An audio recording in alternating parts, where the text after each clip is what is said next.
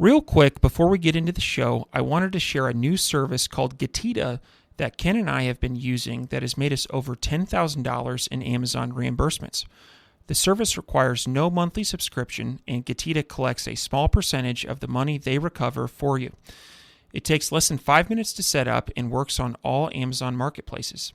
Go to Getita.com, Getida, and enter promo code FTM400. That's FTM for Firing the Man 400 to get your first $400 in reimbursements commission free.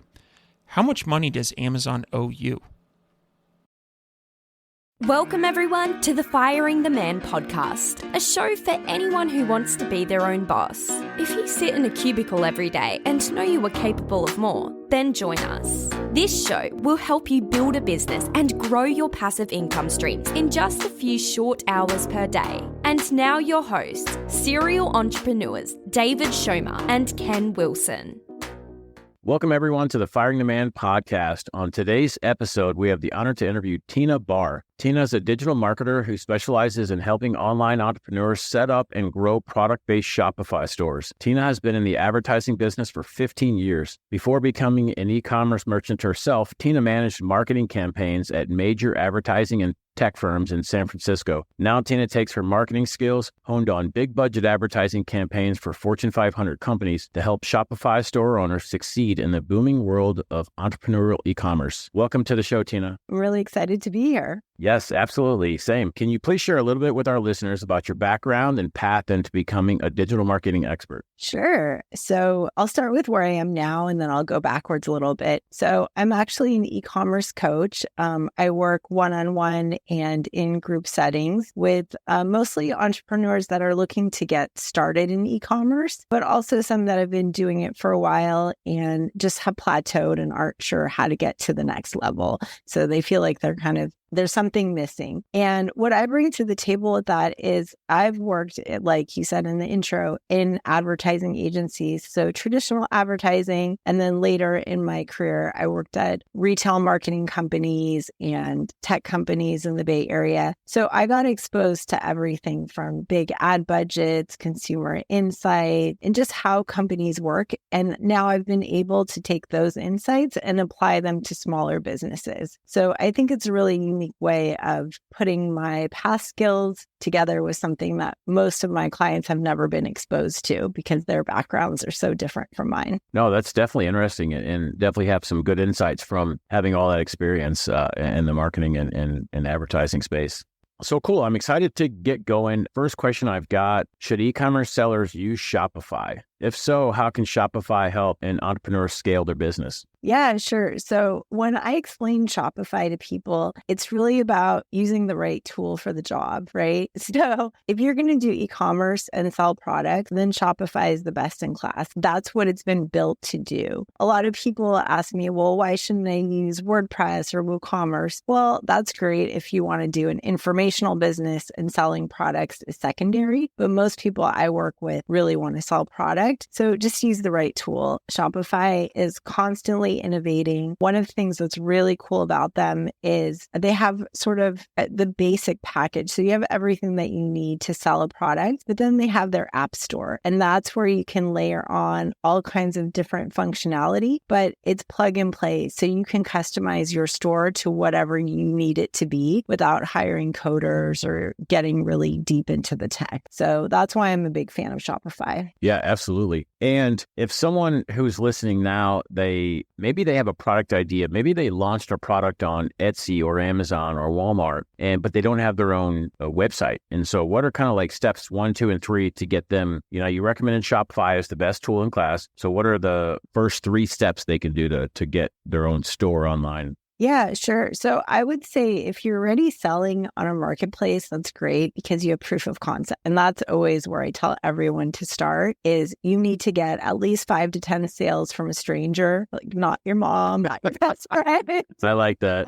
And I really like marketplaces for that purpose because they have built-in traffic and they show you if there's actually demand for what you want to sell. Then you can go create a Shopify store really in an afternoon. I would start with a free theme keep it really cheap, and don't overwhelm your store. So just put your best sellers up there. Make sure you're really clear about what the differentiators are, why somebody needs that product, and just get a store up there and then start marketing it. Post it up on social media, share it with people. You have to bring traffic to your Shopify store. I think that's the biggest misconception when people start out and they're used to marketplaces where the business can come to them. With Shopify, you have to all of a sudden become a marketer. And so you need to make a plan for that. No, that makes sense. Now, what is the most important marketing channel for all e-commerce business owners? I think people are going to be surprised to hear that I think that's email. So I say every store needs to have a pop-up or needs to have some kind of way for people to get on your email list. And the reason being is that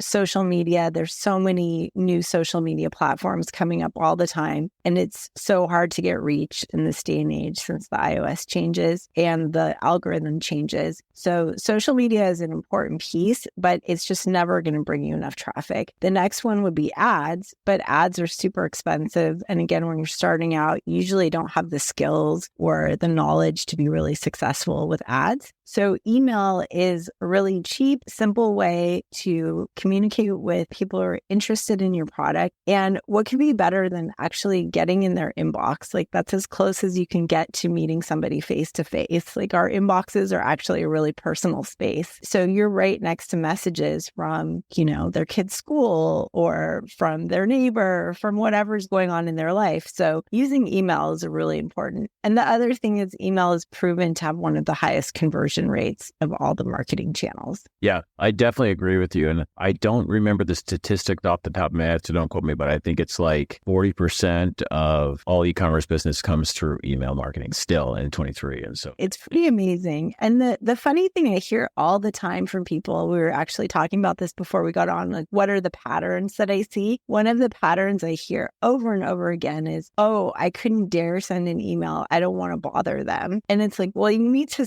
flip the script on that, because if you want someone to buy your products, you need to invite them into your store. And what a better way to invite them to send them an email and say, hey, I have something really cool that you're going to love. It's at a great price, or it's going to ship fast, or whatever the benefits are. But unless you invite them to come buy it, you're just sitting on a digital property that does nothing for you, and you're never going to make it in the business. Absolutely agree. And I think, I don't remember who said this, but I think it's a form of psychology of the know, like, and trust. But there's like a 7 touch point barrier to where if you're thinking about buying a product, this is especially for like over $50 products, over $99 products. If you're wanting to buy a product, 7 touch points before you actually convert. Email is one of those touch points. Like you said, they're getting an email in their inbox with messages from there's kids' school and whatever else. And so more touch points there. They'll know, like, and trust you. They'll see your branding and all of that. That's excellent. Now we have, before I get into that other question, do you have a preferred email provider? Do you recommend using I think there's one that's bolted onto Shopify. Do you recommend using that one? Do you recommend Clavio, ConvertKit, or any of the other big? Yeah, I mean, that's a great question. I think it really depends what stage of your business you're at. If you're just starting out and you're still at that proof of concept stage, then it's fine to use the built-in Shopify email platform just because it doesn't cost extra. It's super simple.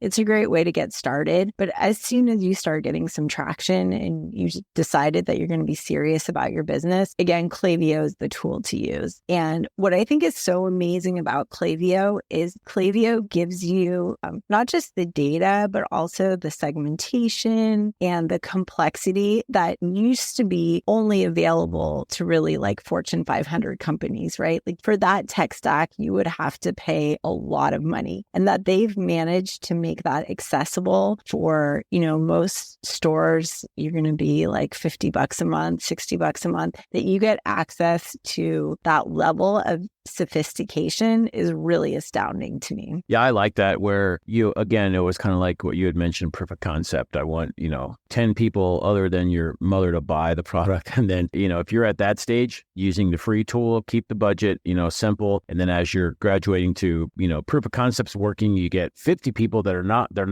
they're 50 strangers buying your product. Maybe you can kind of switch over to a higher end tool. So I really like that. My next question is, and you've worked with a lot of business owners owners. And so one of the companies that we have in our portfolio is more complicated than the other ones. And the reason is that it has lots of SKUs. It has, I think, between 400 and 600 SKUs. And so it's a lot of SKUs. And so will cutting your SKU count lead to more sales and profit and happiness? And if so, how does that work? I mean, I guess the first question to ask in that scenario is like, why do you have so many SKUs? You know, some businesses, yeah, maybe a lot of SKUs is just necessary. Like, let's say you had a motorcycle parts store. Like, of course, you're going to have a lot of SKUs because you're selling a lot of parts. So that would be a case where I would say, okay, that's an exception to the rule. But for the most part, the less SKUs you have, the better. And the reason being, we're selling to other human beings and we get easily overwhelmed. I don't know. Like if you go to a good example is you go to the supermarket and you go to the bread aisle and sometimes I just want to scream, why are there so many choices of bread? Like I don't even know what to pick. So I just pick the one that's closest to me, the front of the aisle, and that's it. And I think it's the same thing with stores. When people come into an online store and there's, let's say a big category right now is dropship. Let's say you're doing dropship or print on demand on t-shirt and you have all these different sizes, all these different colors, and then you give me 10 patterns to choose from and it's just decision overwhelm. And as soon as someone gets to that point of decision overwhelm, instead of making a choice, they're just going to bounce and you've lost the opportunity for a sale. So that's why I think it's really important to constantly be looking at your SKUs and saying, okay, why is this SKU here? Is it a bestseller? Is it high volume? Is it seasonal? Or am I testing it and I'm really going to put my marketing effort behind it? If it's not one of those answers and it's just, well, I have access to it because my print on demand supplier lets me have it. And I hear that a lot. And it's like, well, but that's not a good business answer. And so just because you can have it in your store, you can't just wish that someone's going to come and buy it. And you're actually hurting your business by setting it up that way. So I think there's always a lot of work to be done. I work with my clients a lot where we go quarterly, we run reports, we call the bottom products, and they get really emotionally attached and they say, oh, well, but you know, someone bought that once, so they might buy it again. I'm like, yeah, but they bought it once. And essentially what I tell them is it's costing you money to have that stale inventory in your store. Even if it's a dropship product, it's still stale inventory in that, let's say you're running performance at max ads on Google, or you're running some kind of advertising. Ad budget is going to a product that's not selling, and it's taking that money away from a product that really is a winner. And so once you think of it that way, you'll take the emotion out and be a lot better about cutting the dead weight from your store. Okay. Yeah, that makes a lot of sense. And are there any other metrics or KPIs that you would look at? Like say, you know, a client came to you and they had 500 SKUs and you're like, well, this is a lot. Like, what would you look at to trim that down? Would you look at overall sales? How would you analyze that? Yeah. So usually I start with overall sales and it's like the 80-20 rule. Usually there's, 20% of your products are bringing you 80% of your revenue. So it's like, okay, well, let's double down on what's working and then let's look at what we can get rid of. And sometimes the answer is, these products are really cool, but you don't need to have your October Halloween collection live on the site in February. Like just hide that product and bring it back seasonally when it makes sense. Just like if you use the example of like an amazing marketer, Starbucks, you can't buy the pumpkin spice latte year round. You can only buy it in this certain window of time, and that creates demand for the product. So sometimes it's a matter of, okay, this is a great product, but we're just going to give it a window of time to create demand for it. Yeah. So that makes sense. And like anything seasonal, like retire it until the season is there and then open it up. And then the 80-20 rule, I like that a lot actually, is like, 20% of your products are usually driving 80% of your revenue. And so the other 80 are on the chopping. Yeah. And the other part that goes into that is like where your money gets tied up, right? So if you're buying product and you're buying a lot of product that's sitting on your shelves, it's holding you back from buying more of actually what's selling or from investing in different parts of your business because your money's tied up in this product that you can't do. It's basically a paperweight until it sells and turns into cash. And it's stifling growth because you're holding that inventory, whereas you could be launching new products or buying more inventory of the 20% that are selling. And so, right, exactly. So I always say like a smaller assortment is better. Bringing in new things is important, whether that's you're just recycling things throughout the year and they're not really new. They're just something that you've set aside and you've given it a reason to shine at this point in time. So that would be the seasonality aspect. No, that makes sense. I want to pivot into more of like mindset and questions like that. I think entrepreneurs were in our head a lot on everything. And so I think mindset is crucial. And it's something that I think, especially early on, I overlooked. Like, I just thought I could just grind everything out and work hard and everything would happen. And a lot of times it doesn't. You have to really analyze things and make adjustments. And so business clutter, can you define business clutter and why it holds people back in their business? Yeah, sure. So this was kind of like another big insight that I had early last year. I was watching that show on Netflix. You know how there's this big trend towards minimalism and decluttering. That, like, I think it was in January, so it was the time of year that all those shows were coming up in my queue. And I was watching people bring all the junk out of their house and how they had this big clean white living room and they felt so much better. And I just had this big aha moment, like, oh, business owners need to do the same thing. We need to declutter our business. And so I break that down into 3 different kinds of categories. The first one is what I call the digital clutter. And that's really the time that you waste on social media or going back to the inbox. We all sign up for lists and freebies and gurus and experts in e-commerce, and they're experts at marketing. Their job is to create FOMO, to create that gap for us. And so what we do is, instead of going and actually doing work on our business, doing something that moves the needle, we get stuck in this cluttered place of, oh, well, maybe that guy has the answer, or maybe that program is what I need. Or maybe if I just buy that, that's the missing piece. And so for me, that digital clutter is what's stopping a lot of people from actually making progress in their business and reaching their goals. So I always tell people, or my clients, just start by every time you get an email or you come across one of those social media posts, think about, is this making me more productive? Is this bringing me closer to what I want? Or is this just making me feel bad and distracting me? If it is, super easy to unsubscribe or to stop following and just get rid of that clutter, right? Digital clutter is the easiest to get rid of. So that's the first one. And then the second one goes back to what we were talking about with inventory, and that's the physical clutter. Like, do you have too much product in your store? Is that holding you back from your business being successful? Do you need to cut a bunch of SKUs? Do you need to run a big scale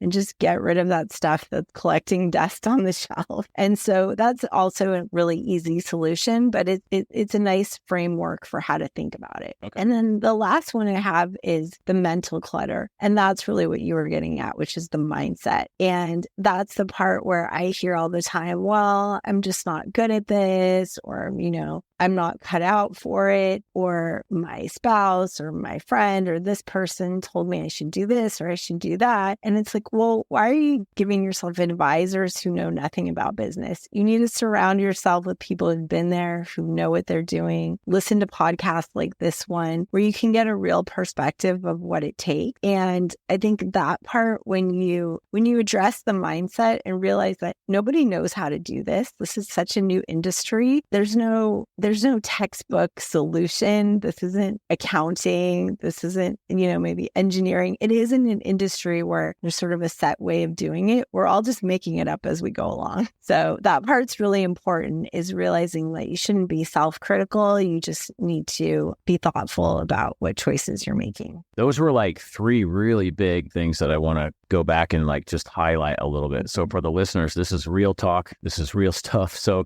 if you're just starting out, if you can get out in front of this stuff early, it will be very, very helpful. And so one of the, things you said was digital clutter is like your inbox, making sure you're not on a bunch of email lists that are going to get you sidetracked. So go and unsubscribe from those. I have to do that all the time. I'm all the time getting added to these email lists, and I'm like, I have shiny object syndrome. So I'm like, oh, what's this? And you're right. If it's not going to get me to my goals for that year, then it's a distraction. And so unsubscribing from those. Physical clutter, you have too many SKUs, you have too much stuff going going on too many projects, clearing out some of that. And then I think projects too is a really good part of that, where, or even like if you decide you're going to learn something this year, you can't learn Facebook ads, Google ads, and email marketing all in one year. Like pick one that lights you up and that you think is going to make a difference and go deep on that. It's better to go deep on one thing and really see a result, just kind of dabble here and there, because your money is going to disappear really fast that way.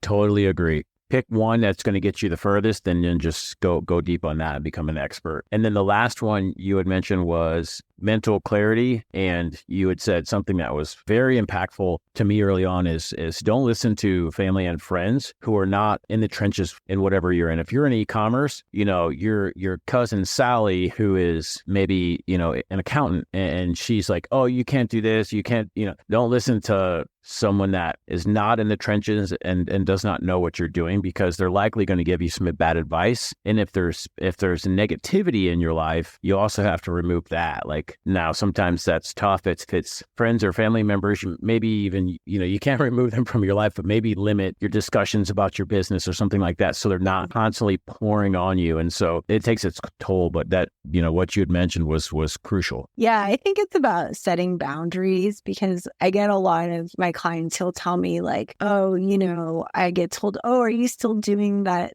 cute little hobby? Or, oh, are you selling here? Let me check out your Etsy shop. And, they don't take it seriously. And this becomes our livelihood. This is our career. This is our job. We spend all of our time in it. And when people sort of put it down or minimize it, that can be really hard psychologically. And then also, like you said, like just giving advice that isn't relevant. Again, it's another distraction. It's much better to surround yourself with people who can say, oh yeah, I've been there. This is how I address that problem. Have you thought about this? And they can approach it from another business person's perspective. And so it's really important to surround yourself with those people early on. And if you don't have a network, then again, just find those resources through podcasts, because you'll learn so much and you'll find your right community for what you're doing. Definitely. Yeah. If you don't have a staple community, then definitely go find one somewhere. It will really, really help. So Tina, before the show started, we were chatting and I had mentioned to you that I enjoy talking to entrepreneurs that coach other entrepreneurs or have an agency where they're surrounded by a lot of clients, because they learn a lot. And so before we get into the fire round, my last question for you is, you've been coaching for a long time. And so what are a couple of the top lessons learned that you see from your clients, like mistakes or trends or something like that, so you can share with the audience? That's a great question. I think the biggest one is that there's probably nothing wrong with your product and nothing wrong with your website. I learned that a long time ago in a course, and I thought it was great. It's actually that you're not spending enough time marketing. Like, it takes so much more traffic than we expect to be successful. So you need to bring a lot more people to your store. That would be the first one. And the second one is really understanding your customer avatar, understanding who you're selling to and what problem you're solving for them is really important. And some people will say, well, I'm selling candles. How am I solving a problem? Well, you are. They're looking for fragrance in their home. They're looking for a gift. They're looking for a home decor item. And so it's understanding what those solutions are and then presenting your product in that way. Those are excellent. And definitely, if you're listening and you haven't started yet, or you're early on, so pick up some excellent pointers there. All right, Tina, is there anything that I didn't ask you that you want to share with the audience? Oh, that's a good question. I would say, just remember that e-commerce is a really long journey and it truly is a roller coaster. So like, celebrate those highs when you're there, when you have a great launch or when a product is really taking off. But then don't be too hard on yourself when things are going badly. It just means that you need to go find the answer. Like, you have to be resilient and you have to go look for answers. Sitting there and feeling sorry for yourself isn't going to get you to where you want to go. Yeah, excellent advice. Awesome. So, Tina, every guest we have on the show, we run them through the ringer. It's called the fire round. Are you ready? Yes, ready. All right. What is your favorite book? So my favorite book is called Ogilvy on Advertising. It's a really old school advertising book, but it's still an amazing resource for copy, visuals, and just understanding the psychology of ads. Excellent. What are your hobbies? So I recently started doing watercolors. So I've been diving into painting and then just like hanging with my boys. I have 2 kids. So like going for walks in the woods or going to the beach, family time. Awesome. Family stuff. I love it. What is one thing that you do not miss about working for the man? Only picking one. That's hard. I mean, I think the biggest one is the meetings, right? Constant meetings where kind of trying to keep your eyes open because you're like, didn't we just have this meeting yesterday and we're still not any closer to a resolution? Meetings are a huge time waster. Absolutely. All right, last one. What do you think sets apart successful e-commerce entrepreneurs from those who give up, fail, or never get started? That's a good question. I think those that are lifelong learners, like you have to be aware that this is always changing and you always have to be committed to learning new things and experimenting. Well, cool. Now, if people want to get a hold of you, how would they, so you have a website, how can they get a hold of you? Yeah, sure. So they can find out more about me on my website, which is tinabarr, tinabar.com. And if you visit tinabarr.com/podcast, I have an offer for your audience there. No, I really appreciate that. Well, cool. I want to thank you for being a guest on the show. Really appreciate your time and your experience sharing with the audience, and look forward to staying in touch. Thanks. It's been a pleasure. Great questions. I really appreciate this chat. Before you go, we wanted to share a new service that Ken and I have been using called Getita that has made us over $10,000 in Amazon reimbursements. The service requires no monthly subscription, and Getita collects a small percentage of the money they recover for you. It takes less than 5 minutes to set up and works on all Amazon marketplaces. Go to getita.com, Getida.com, and enter promo code FTM400. That's FTM for Firing the Man 400 to get your first $400 in reimbursements commission free. How much money does Amazon owe you?